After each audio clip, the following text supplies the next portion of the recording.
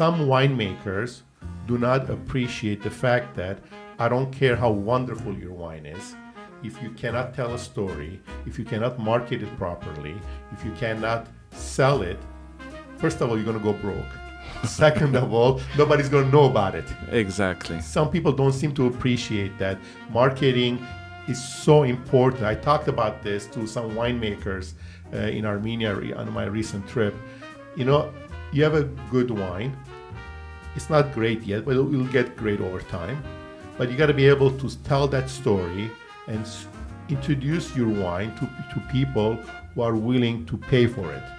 And that takes marketing, that takes money, that takes effort, that takes time. Some people don't seem to have that appreciation. Absolutely, absolutely. I mean, you put your finger on the issue.